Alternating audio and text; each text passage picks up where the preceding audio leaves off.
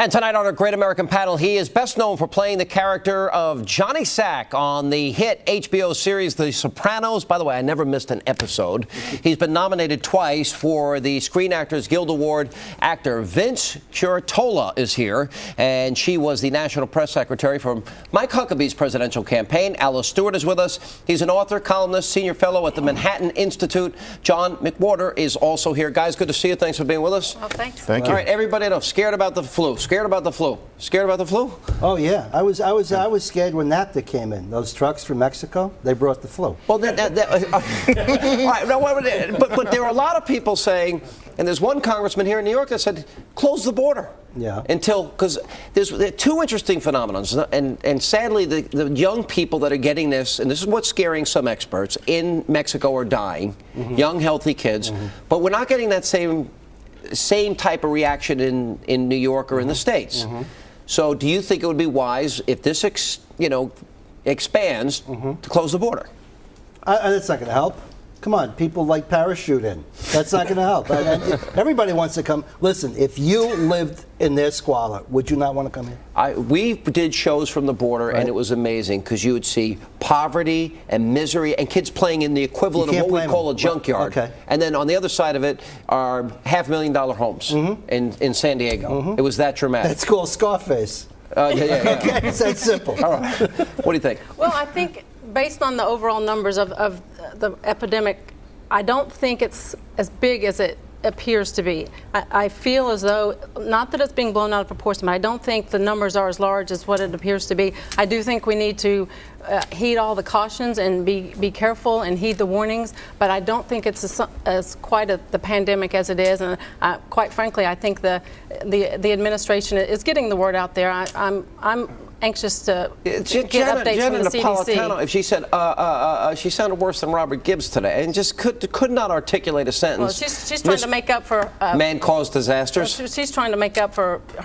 criticizing the vet. So I think they're trying to give her the opportunity to save face. All right, Barack Obama did politicize this a little bit today, in as much as he tried to say, "Oh, this is one of these reasons why we've got to go forward with, a great healthcare system." And I'm like, you know what? Don't politicize even this. Did you feel the same thing? Well, obviously that's something that you would imagine he would say about the healthcare system. But frankly, Sean, I am afraid that we're going to die.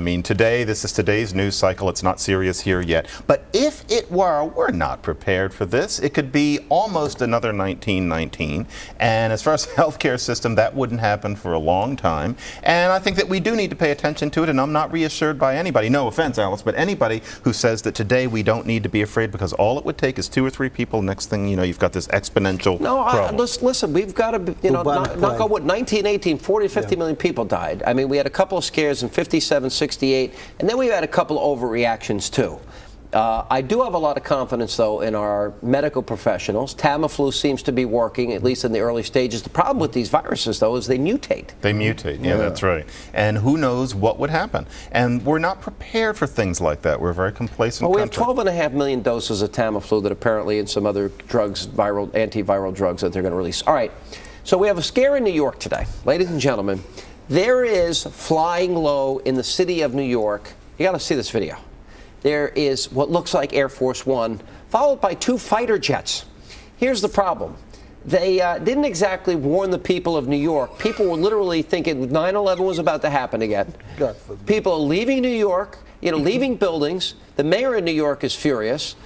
Look how low that is. And if I saw that, I would think the same thing. Look at people. Look at running.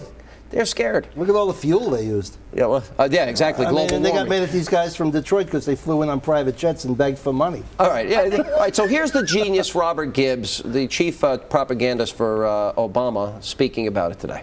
Watch this. I think. No, we don't. All right, there we go. Have seen some news reports, but I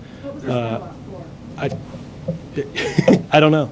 I have no information on this other than what I saw. The way this works, I'm just saying appearance-wise, it's odd that you guys don't have a response. This is the president's aircraft, or what looks like. I understand. I was working on other things. You might be surprised to know I don't know of every movement of Air Force One or what happens to it.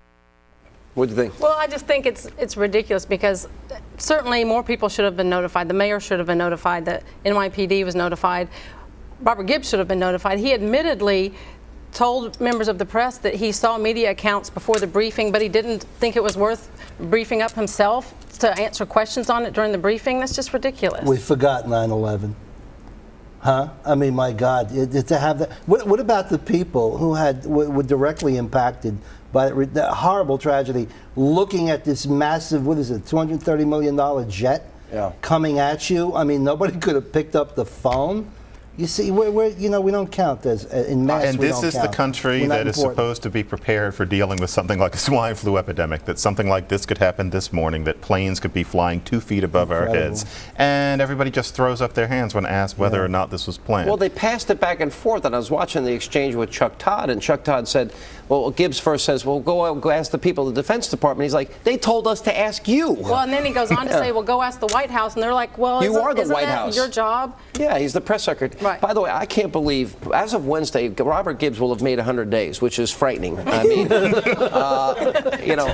he's probably the dumbest press secretary in the history of that job. But by the way, Robert, I'm all in favor. I don't want you fired. Too much material. All right, we're going to take a break. We'll talk about what constitutes torture when we get back. Torture is listening to Robert Gibbs, among others.